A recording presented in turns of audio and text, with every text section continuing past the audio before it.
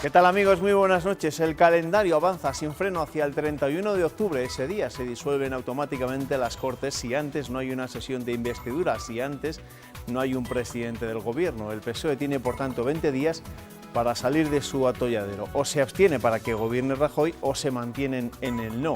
Una papeleta complicadísima incluso para políticos tan solventes y tan sensatos como el asturiano Javier Fernández. Y mientras esa decisión llega hoy, los protagonistas han sido dos políticos de aquí, dos políticos del PSOE de Castilla y León, Óscar López e Irache García. Los dos han dejado de ser portavoces de sus grupos, el uno en el Senado, la otra en el Parlamento Europeo.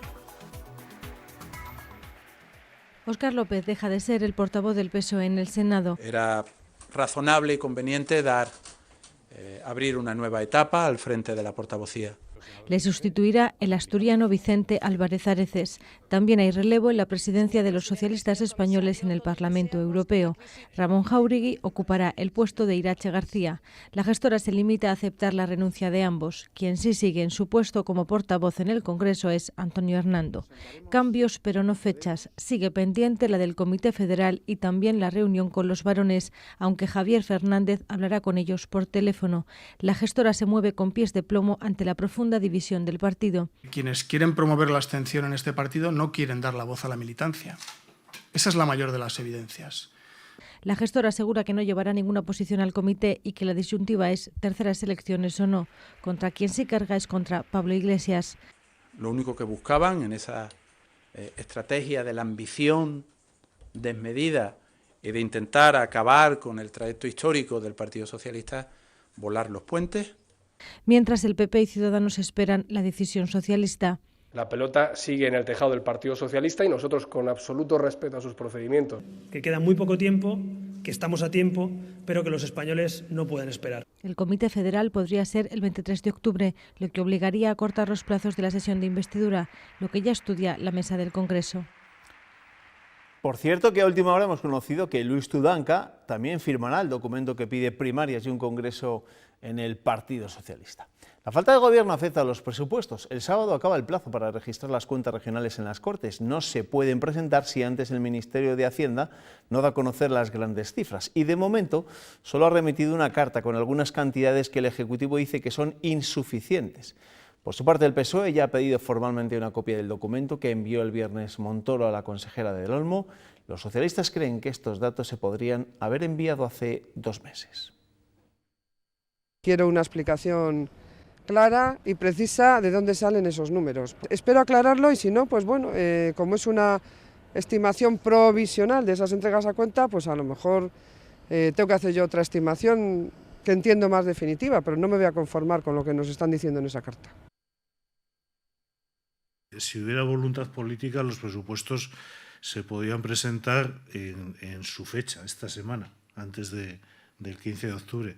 No hay ningún dato que para unos presupuestos, que son lo que son, presupuestos, no hay ningún dato imprescindible que no se conozca ya.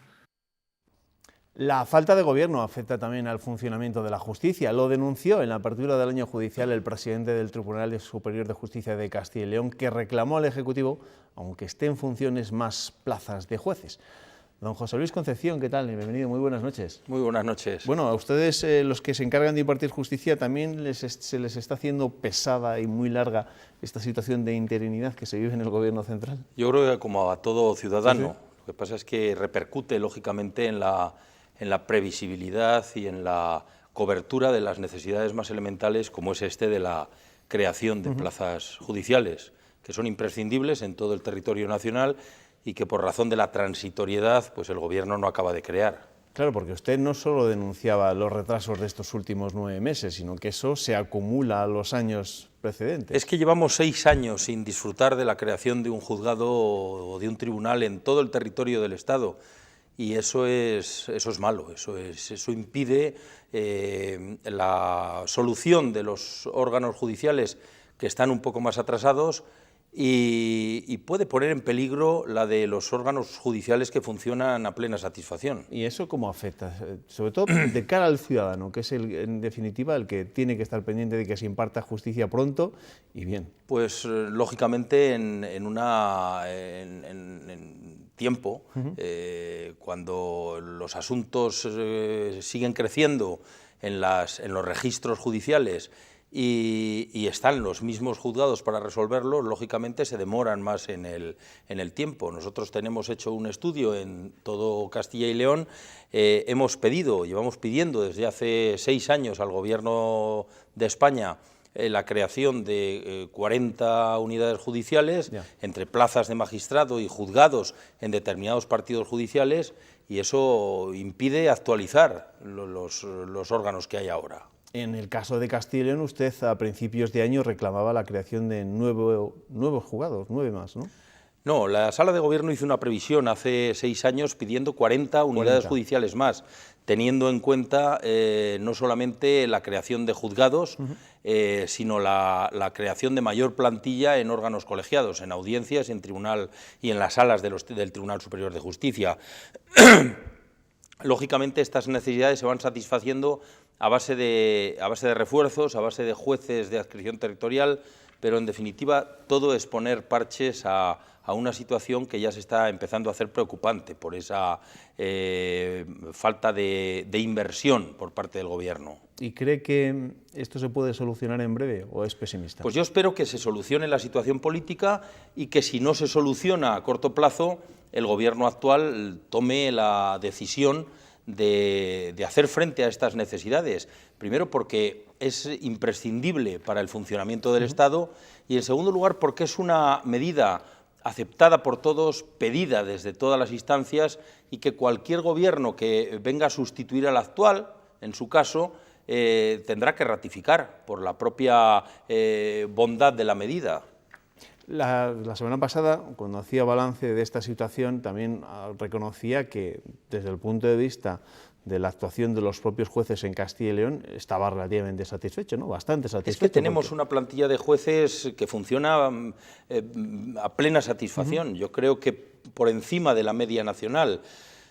Los jueces en Castilla y León, los 315 jueces de Castilla y León han dictado una media, cada uno de ellos, de 350 sentencias durante el año pasado. Esto quiere decir, fíjese, nada más y nada menos que una sentencia diaria casi sin descontar los sábados y domingos y sin descontar todos aquellos días que el juez, como cualquier ciudadano, tiene derecho a permiso, a licencia o a vacación. Esto es 350 sentencias que han posibilitado pues la defensa de los derechos de los ciudadanos, que han posibilitado la paz social y que han determinado pues una salvaguarda para los derechos de los castellanos y leoneses, en definitiva. A pesar de eso, imagino que habrá lista de espera, ¿no? Que habrá unos cuantos casos acumulados pues en los juzgados de Castilla y León. Yo digo que la mayor parte de los juzgados y tribunales de Castilla funcionan en ratios de tiempo muy ponderadas, funcionan muy bien por el esfuerzo que hacen los profesionales, no solamente los jueces, los secretarios judiciales, los funcionarios, todos aquellos que colaboran con la Administración de Justicia.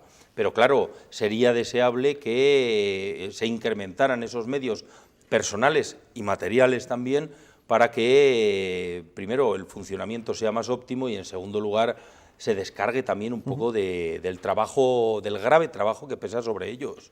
Una de las novedades que avanzó mi invitado de esta noche, el presidente del Tribunal Superior de Justicia de Castilla y León, José Luis Concepción, en la apertura de ese año judicial la semana que viene, es que dentro de pocos días se abrirá la Oficina de Atención a Víctimas de Delitos. Dentro de pocos días ya no hay vuelta atrás entonces, ¿no? Esa oficina se abrirá a pesar del retraso. Parece mentira que es una promesa que hicimos durante el pasado año. Hemos tenido que pelear mucho, porque cuando no hay autonomía presupuestaria, y el Poder Judicial es el único poder del Estado que no goza de autonomía presupuestaria, a diferencia de lo que sucede en el Poder Ejecutivo y el Poder Legislativo, hay que estar llamando a la puerta continuamente del Ejecutivo de turno, en nuestro caso, no del Gobierno autónomo, porque no hay transferencias, no hay competencias transferidas a la comunidad autónoma, sino del Ministerio de Justicia. Y es una tarea muy dificultosa convencer de las necesidades, cuando por otro lado esta necesidad viene en la propia ley. Pero claro, es muy fácil también hacer leyes a coste cero, crear instituciones, crear oficinas, dar satisfacción a necesidades, pero sin ningún desembolso presupuestario. Entonces hay que emplear la imaginación. De todos modos, la Oficina de Atención a las Víctimas del Delito en Castilla y León, en primer lugar en la sede del Tribunal Superior de Justicia, que va a ser pionera en todo el territorio del Estado, ya está concluida, ya se han hecho las obras necesarias y faltan unos pequeños detalles para que los elementos personales que la han de servir, ha de haber un psicólogo, un trabajador social, un funcionario que atienda a las víctimas que acudan a la misma, y esos son los detalles que nos queda de resolver con el Ministerio de Justicia para que en breve empiece a funcionar una necesidad que ya venía exigida desde diciembre del año pasado. ¿Y qué respuesta van a encontrar las víctimas de delito en esa oficina? Pues yo creo que van a tener una mayor protección, van a tener un mayor anonimato en los casos en que lo precisen, van a poder declarar en las vistas orales sin estar presente en la sala de juicio y, por tanto, sin enfrentarse al acusado o a las demás partes o a los representantes legales de las partes. Van a poder hacerlo a través de videoconferencia, van a tener una ayuda psicológica, etcétera, etcétera, y van a introducir un elemento novedoso como es el de la justicia restaurativa para poder tener no solamente una satisfacción jurídica, como es el caso que establece el Código Penal y las leyes de enjuiciamiento en su caso, sino también una satisfacción personal, moral y de cualquier otro tipo que complemente la jurídica. ¿Somos pioneros aquí en Castilla y León con ese tipo de oficinas? Yo no sé si... En todo el territorio nacional hay oficinas de atención a las víctimas de delitos sexuales y de violencia de género. Pero la ley de abril del 2015 hace extensiva esta atención a las víctimas de cualesquiera delito, y eso es lo que no existía hasta ahora. Y nosotros hemos querido dar un paso para crearla en la sede del Tribunal Superior de Justicia y, cuando sea realidad en el Tribunal Superior, pues hacer lo propio en las otras 8 capitales de provincia. Ya no se habla tanto de las sedes, por cierto, ¿no? Acuérdense de aquel viejo debate que tuvo lugar y que parece ya prehistórico. De ese debate siempre ha sido absolutamente independiente el Tribunal Superior de Justicia y su presidente. Es un debate que estaba en la sociedad, motivado por algún borrador y por algún anteproyecto de ley, pero en el que nosotros nunca ni entramos ni salimos. Es que han pasado muchas cosas en los últimos años en el Ministerio de Justicia, por supuesto. Bueno, hay un asunto del que quiero hablar con el presidente del Tribunal Superior de Justicia, porque es un tema que está de actualidad en los últimos tiempos, ¿no? Y que tiene que ver con el tema de los aforamientos. ¿Usted qué opina sobre los aforamientos?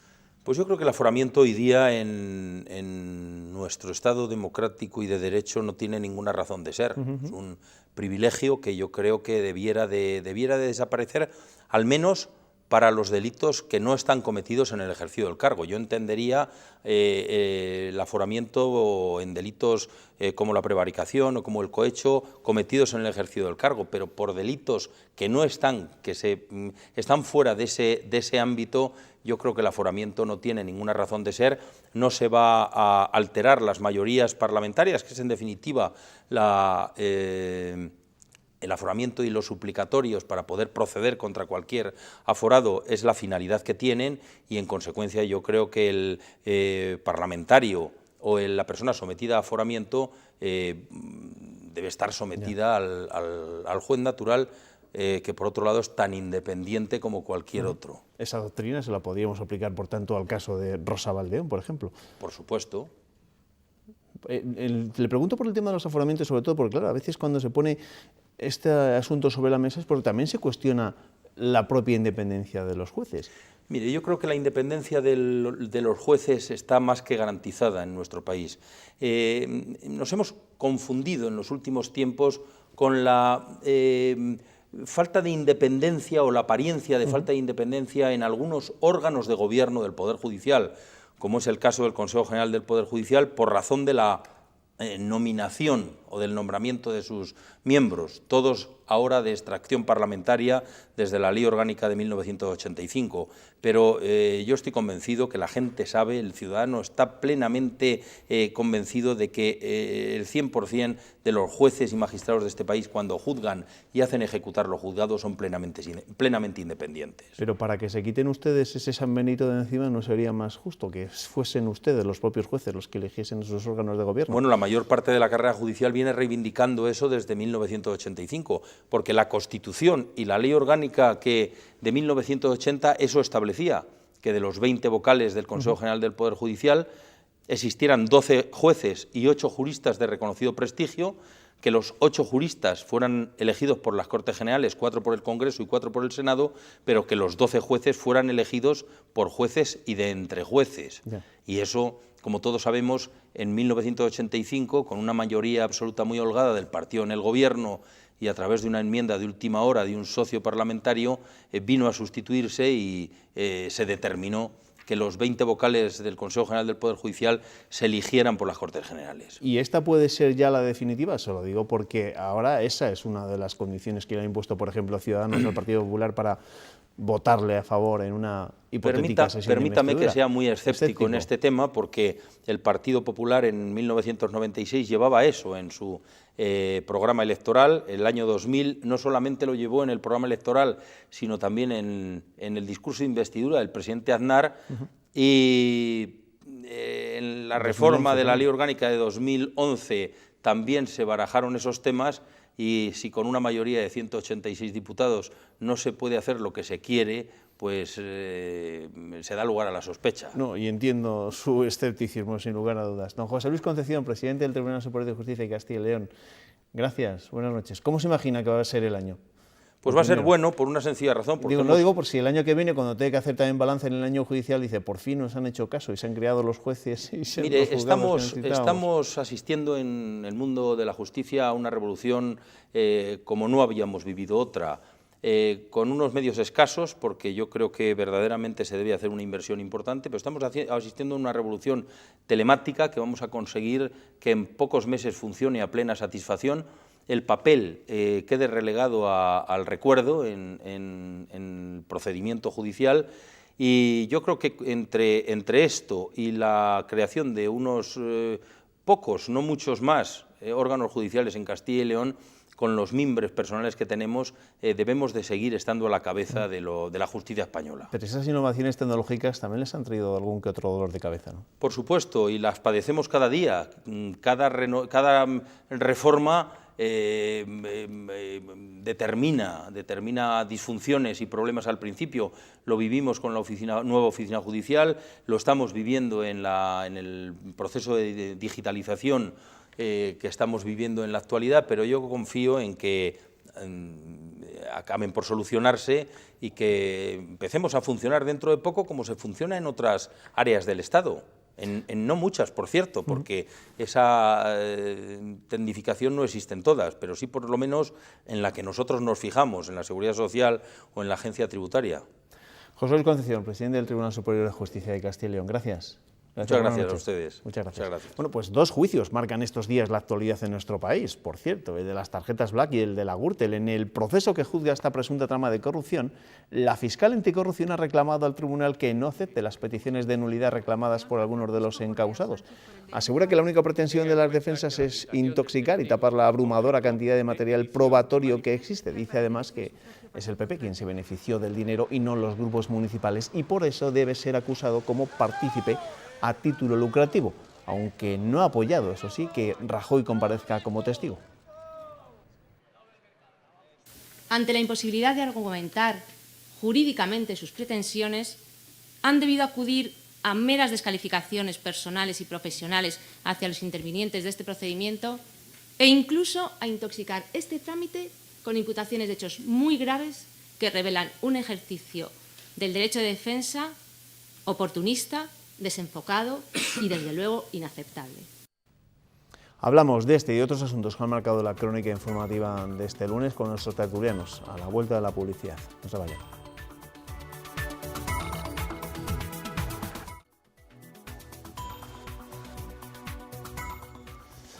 Seguimos en el repaso de la actualidad de este lunes. Ya saben que ahora los próximos minutos los vamos a dedicar a leer la prensa y a analizar lo que ha dado de sí el día. Me acompañan esta noche dos tertulianos. Luis Mediadios, ¿qué tal? Bienvenido, muy buenas noches. Buenas noches. ¿Qué tal la vendimia por Zamora? ¿Bien? Bien. ¿Todo en orden? No está acabada todavía, pero bien. Y como se acabó, te puedes pasar por la Ribera del Duero, que acabamos de empezar, como quien dice, ¿eh? Ahí sois más tardíos. Bueno, vale.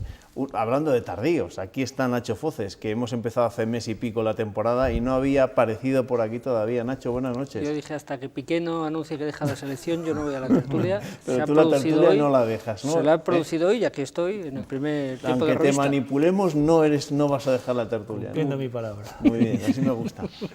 Ernesto, ¿qué tal? Buenas. Buenas noches. ¿Con qué empezamos hoy? Pues mira, empezamos con el norte de Castilla, que destaca en su primera que España comunica a Bruselas nuevos recortes por 5.000 millones para cumplir el déficit. El futuro gobierno deberá decidir entre reducir gastos o subir impuestos por esa cantidad. Diario ABC destaca en las páginas de Castilla y León el acto institucional celebrado en las Cortes con motivo del Día Mundial de la Salud Mental. No nos pueden estigmatizar, la enfermedad no avisa. Diario de Burgos destaca en su primera que la modernización de la gestión tributaria municipal recauda 3,5 millones de los morosos. Y también el diario palentino da una noticia de inspección a empresas desde el ámbito municipal. Esta inspección en la capital por el impuesto de actividades económicas genera 2 millones de euros. Diario de León destaca que el Consejo Superior de Deportes premia a León por su labor de promoción y organización del deporte con uno de los premios nacionales que ha compartido la ciudad con Iniesta, Garbiñe Muguruza, Ruth Beitia o la selección de baloncesto.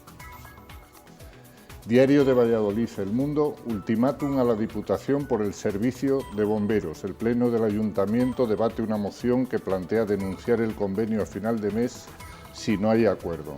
Y la institución provincial muestra su sorpresa y apuesta por buscar soluciones. El Correo de Burgos destaca en su primera el incendio producido en Quintanar de la Orden por la mala combustión de una chimenea el domingo. Quintanar de la Sierra. Quintanar de la Sierra, el domingo a plena luz del día, que ha afectado a 18 personas y 6 viviendas. El norte de Castilla destaca también en su primera que la gestora del Partido Socialista destituye a Óscar López como portavoz en el Senado. Y este mismo asunto lo lleva a su primera la Gaceta de Salamanca. El PSOE fulmina a Óscar López y deja al sanchista Hernando. Y por último, la Nueva Crónica de León destaca en su primera la imagen del 50 aniversario del Instituto Padre Isla, que sopla sus 50 velas. Bueno, esos son los titulares, las primeras páginas de los periódicos de nuestra comunidad. Hay otros asuntos, sucesos en este caso, que seguro que también incluyen esos periódicos, porque un hombre de 56 años ha muerto al caer de un andamio en la localidad burgalesa de Sotillo de la Ribera, y por la tarde moría en León un hombre de 77 años, al caerle encima una paca de paja. El trágico suceso tenía lugar en la localidad de la Milla del Río, perteneciente al municipio de Carrizo de la Ribera.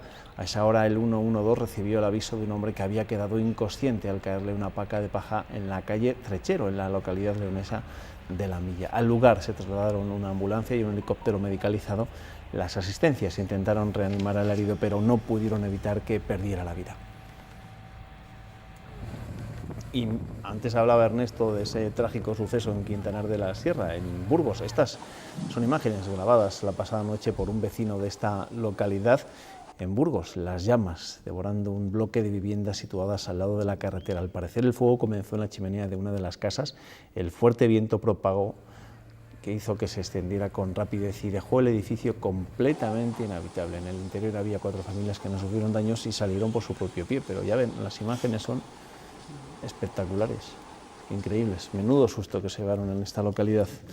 Gracias a los bomberos de Quintanar, a los de las vecinas Salas de los Infantes, pues consiguieron que la cosa no fuese a mayores y que no tengamos que lamentar heridos. Bueno, que Os cuento también una historia que seguro que preocupa también a los agricultores, ¿no? Sobre todo a los remolacheros, porque hoy hemos conocido que la Unión Europea no quiere que el sector remolachero sufra las consecuencias de la eliminación de las cuotas como ha ocurrido en el sector lácteo. Y para lograrlo, el Ejecutivo Comunitario ha anunciado que se pondrán en marcha medidas específicas para el cultivo. El comisario de Agricultura, Phil Hogan, ha señalado que se mantendrá el almacenamiento privado, se impulsarán acuerdos colectivos entre agricultores y empresas productoras y se protegerá al sector ante las importaciones. La ministra de Agricultura, Isabel García Tejerina, ha descartado que el cultivo de remolacha vaya a sufrir un colapso de precios parecido al que sufrió el sector lácteo. Pues crucemos los dedos para que esto sea así, como dice Isabel García Tejerina. Bueno, que os voy a preguntar, y bastante por política, por cómo valoráis vosotros esa decisión de la gestora del Partido Socialista de retirar de sus puestos tanto a Óscar López como a Irache García. Es verdad que Irache García ya anunció hace unos cuantos días que lo dejaba, que ya no entendía que siguiera como portavoz del Grupo Socialista en el Parlamento Europeo porque ella la puso Pedro Sánchez, y al no estar Pedro Sánchez pues entendía que le habían retirado la confianza, pero no era el caso de Óscar López, ¿no? Que había permanecido mutis desde el día de la guerra en Ferraz. Yo me parece las dos cosas normales. La de Irache, ella misma había dicho que como se consideraba vinculada a Pedro Sánchez, fue quien la nombró, le dio confianza allí, pues que lo dejaba al ya no estar Pedro Sánchez. Y lo de Óscar López yo me parece que es una decisión esperable. Es decir, Óscar López se había comprometido muy mucho con Pedro Sánchez cuando pasó lo del comité último, la estracanada aquella que hubo ese sábado. Pues y Pedro Sánchez dimitió, lo lógico es que Óscar López también, en fin. Pero Antonio Hernando ahí se mantiene como pero portavoz del PSOE. Yo creo que se había comprometido menos y tampoco han querido hacer, me da la impresión, yo tengo a Javier Fernández por un tío muy prudente, muy sensato, que lo que quiere hacer en el poco tiempo que va a tener de aquí a una decisión es apaciguar los ánimos, en fin, enfriar las broncas, enfriar un montón de cosas, y una de las historias es que no puedes cargarte a todo el mundo por por muy vinculado que esté, más que en los casos, yo creo que el de Óscar López está justificado, pero en el otro caso puede decir, bueno, mira, este va a continuar, en fin, para evitar que la guerra continúe, va a continuar, pero que sea todavía más fuerte. Esa es la impresión. Pero en el caso de Antonio Hernando se puede dar la circunstancia, en función de lo que decía definitivamente el Comité Federal del Partido Socialista, que hasta hace 4 días había defendido el no a Mariano Rajoy y que quizá luego tenga que defender la abstención. Cosas más raras se han visto.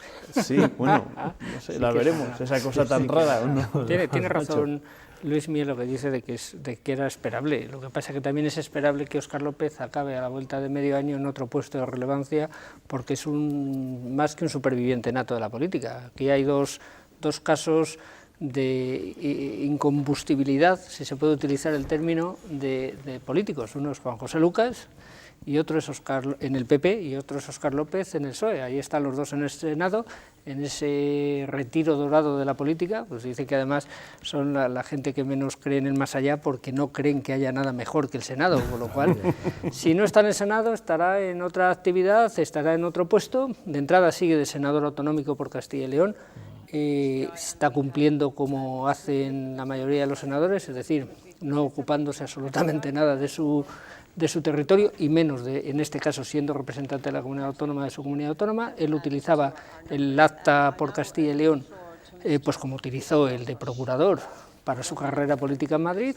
Ahora han cambiado las tornas en el partido y es verdad que estaba muy significado, además tan significado por lo que se ha leído y por lo que se ha oído en las 3 últimas semanas, pues estaba encendiendo una vela a Dios y otra al diablo, y Javier Fernández, que me da la sensación de que como viejo político curtido en zona minera, eso de estar encendiendo una vela a uno, una vela a Dios, otra vela al diablo, no, o eres o no eres, y le ha tocado pagar el pato, claro. Os voy a preguntar por Javier Fernández y por el papel que dais al presidente asturiano, presidente de la gestora del Partido Socialista, que ayer hacía unas declaraciones al diario El País. No sé, yo por lo que leí me parecía un político bastante sensato, con los pies en la tierra y no pensando precisamente en utopías. Pero antes os tengo que preguntar por los defensores de Pedro Sánchez aquí en Castilla y León.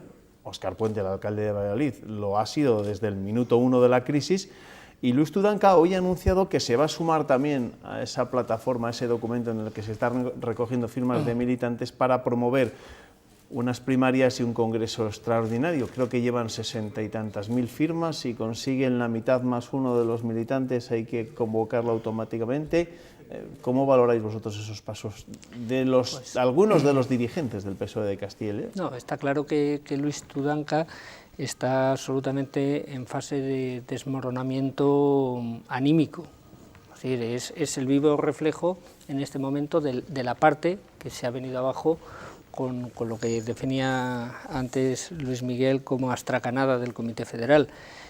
A mí me da la impresión, por lo que llevamos viendo ya 10, 12 días, de que le ha adelantado por la izquierda el alcalde de Valladolid, y ahora mismo la voz nacional que sale de Castilla y León, mejor dicho, la voz de Castilla y León que sale en el ámbito nacional es la del alcalde de Valladolid. Es que si pasamos por la Plaza Mayor de Valladolid, hay cola de las televisiones para entrevistarle. Está entrando en todas las tertulias nacionales, en todos los programas de radio, de televisión, sobre todo de televisión, y a mí me da la impresión de que le ha comido literalmente el terreno al secretario regional, que por cierto hoy con la destitución de Óscar López ha perdido ya su último apoyo allí en lo que quedaba en Madrid. Desde luego es el político que más ha perdido en el ámbito autonómico, yo creo que en todas las comunidades en lo que respecta a eso. Luismi. Yo creo que lo que demuestra también esto es que el peso de la organización del PSOE de Castilla y León en la nacional era muy pequeña, y lo sigue siendo muy pequeña, entonces es mucho más tirón a nivel nacional a poner al alcalde de Valladolid, una de las principales ciudades de España, que poner al secretario de una federación que tiene poco peso. Entonces, ¿qué ha pasado? Que además Óscar Puente lo que ha trazado es un mensaje bastante nítido y bastante claro para todo el mundo. Es decir, yo no es que esté con Pedro Sánchez, es que yo creo que tiene que hablar la militancia, y yo creo que lo que hay que ir es a un congreso para ver qué se decide, y estoy por no entrar en la abstención.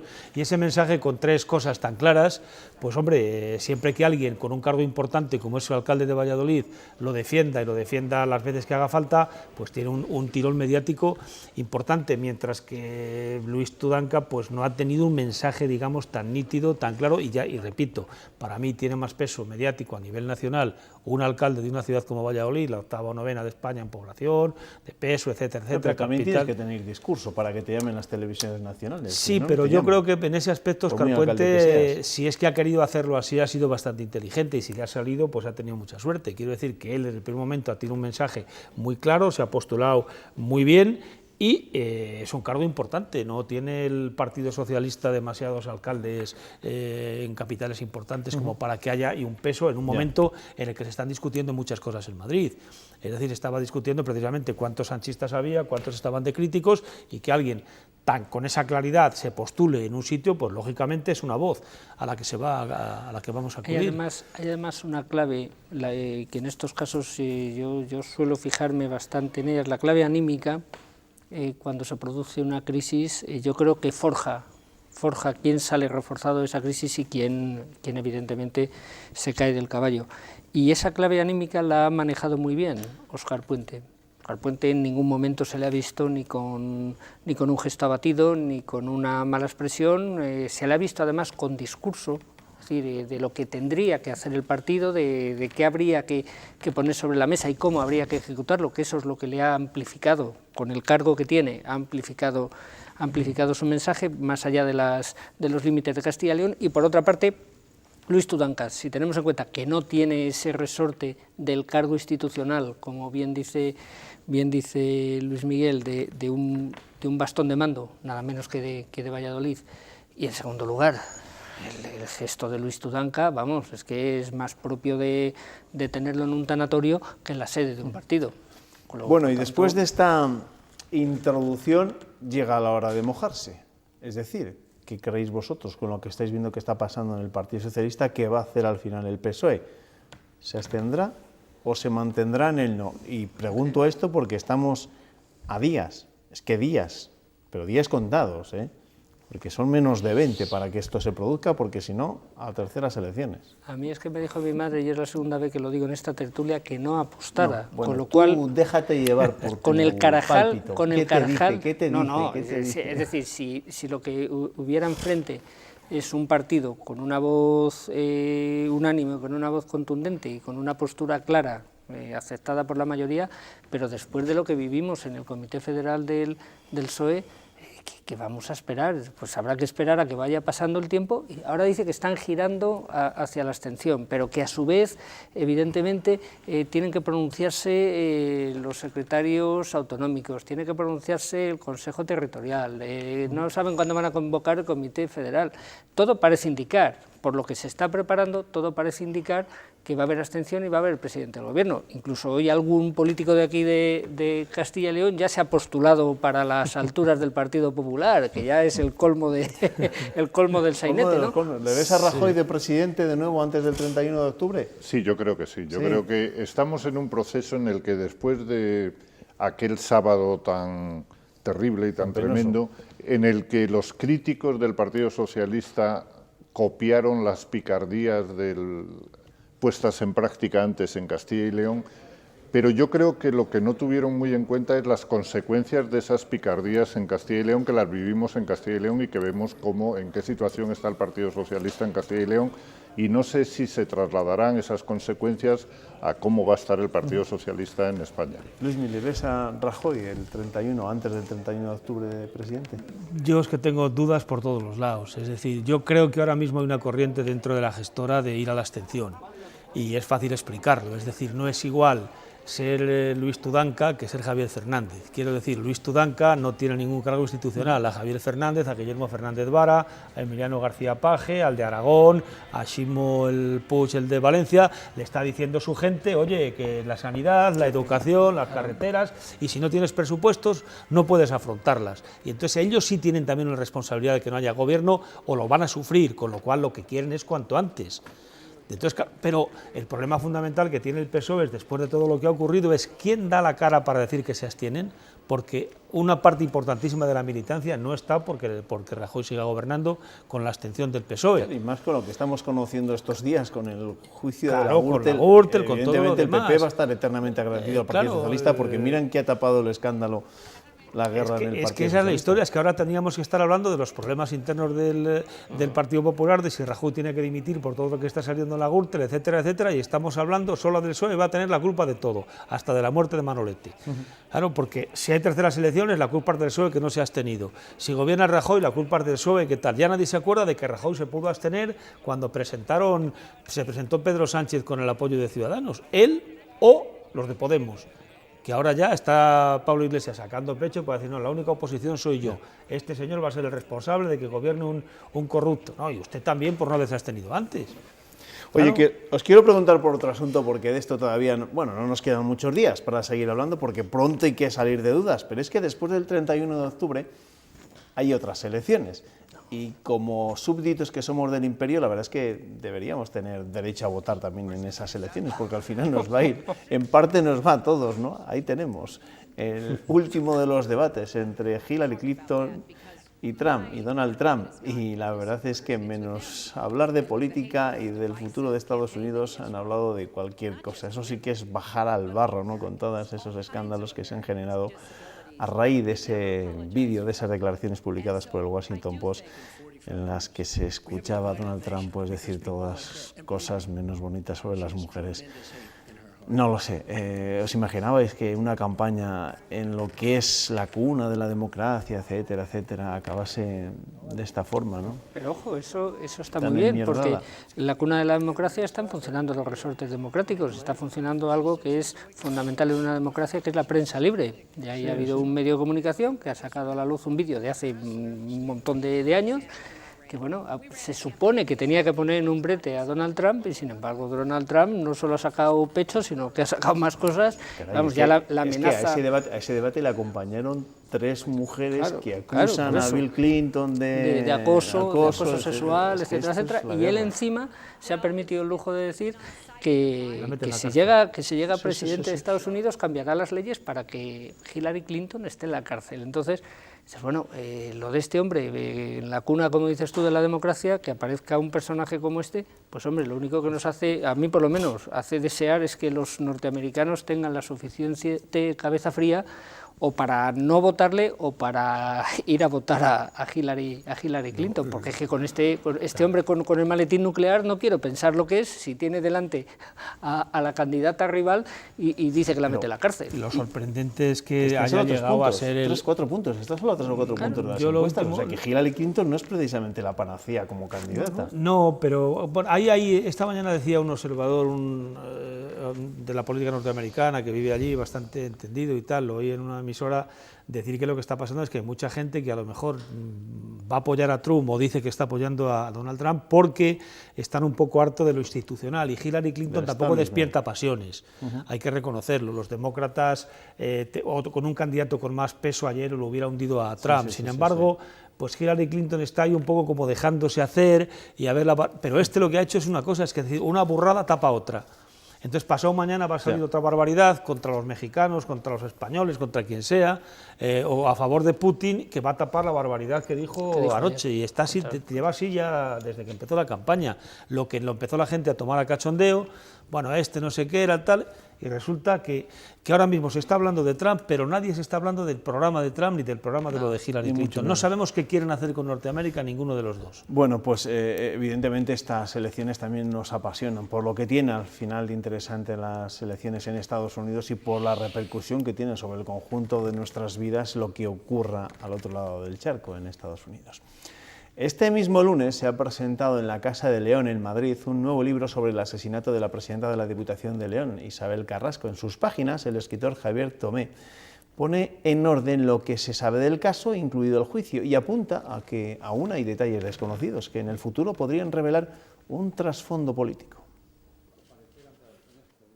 No es el único libro que revisa el escalofriante crimen de Isabel Carrasco, pero sí el primero después del juicio, un caso del que interesan los hechos conocidos, pero sobre todo los detalles que aún quedan por resolver y que para Javier Tomé apuntan al magnicidio. Estaba llena de enemigos políticos que hoy son los que ocupan el puesto de ella, más o menos.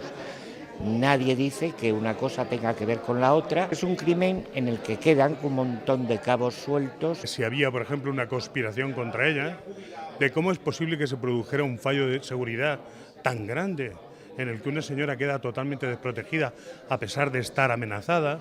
En fin, todo este tipo de cosas que son realmente lo que es el jugo de la política. Pero podrían pasar décadas hasta que esas incógnitas se despejen en un suceso que conmocionó al país, repleto de mentiras y traiciones y del que la autora confesa a duras penas habría salido impune. A lo mejor podía haber salido bien, pero por otro lado, la asesina confesa y va contando por los bares que ella quería contratar a un sicario, etc. Montserrat González y su hija Triana fueron condenadas a 22 y 20 años de prisión. La policía Raquel Gago sigue libre a la espera de que el Supremo confirme una pena de 5 años por encubrimiento y tenencia ilícita de armas. Incógnitas por resolver, trasfondo político. ¿Creéis que quedan todavía muchas dudas sobre el crimen de Isabel Carrasco? Pues seguramente, muchas. Yo espero que este libro nos aporte un poco más de luz sobre todo lo que hay. Y claro, que tendrán que seguir todavía saliendo muchísimas cosas. No sé ya si esto que se decía sobre la seguridad o qué, pero desde luego el personaje era tan especial que seguramente alrededor de todo esto no haya salido más que una parte, haya emergido una parte. No voy a decir que sea la punta del iceberg, porque sería exagerado, pero tal y como está toda esta historia, todo lo que hemos ido viendo, primero en las diligencias previas, luego en el juicio, luego con la sentencia, todavía esto tiene un recorrido judicial bastante largo, y seguro que, como dice el autor del libro, van a salir todavía cosas que en este momento son incluso insospechadas. Isabel Carrasco tenía muchísimos enemigos en León, dentro del partido, en la oposición, en la propia sociedad leonesa, por muchas razones, por su manera de comportarse, por la forma de ser, por cómo estaba llevando la Diputación y el Partido Popular, y caben todo tipo de especulaciones. Lo que pasa es que a un libro que quiere profundizar en eso no hay que decirle solo que te deje interrogantes, hay que decir que demuestre si es que hay una conchaveo político, si hay implicaciones políticas, si hay alguien, porque eso es muy fácil, eso me huele a oportunismo y a conspiranoico. Si tú tienes algo que decir en este caso, dilo, no dejes ahí el ese de que, claro, porque sí, pues bueno, y a un señor que le debía los muebles y otro que no sé qué, que cabe cualquier cosa. Y estos además son tiempos en los que nos creemos cualquier conspiración y creemos que todo el mundo es malo. Pues claro, pues eso es lo que estoy diciendo, lo conspiranoico. Bueno, gracias. Habéis venido a resolverme una duda, pero no lo habéis conseguido, o sea que os tendré que llamar otro día. Porque, y no, lo de la abstención, que no sea después de que se haya tomado la decisión. Que no, porque nosotros no podemos votar, nosotros no podemos votar. Yo una vez que Piqué ha renunciado a la selección, cuenta conmigo las veces que quieras. Muy bien, Nacho, aquí te esperamos. Gracias. Luismi, nos vemos. Buenas noches. Ernesto, aquí te espero mañana, ¿vale? Hasta mañana. Nosotros ya nos tenemos que marchar. Recuerden que desde las 7:30 de la mañana Pilar Ruiz nos contará cómo se despierta este martes Castilla y León. Gracias amigos por su compañía. Descansen.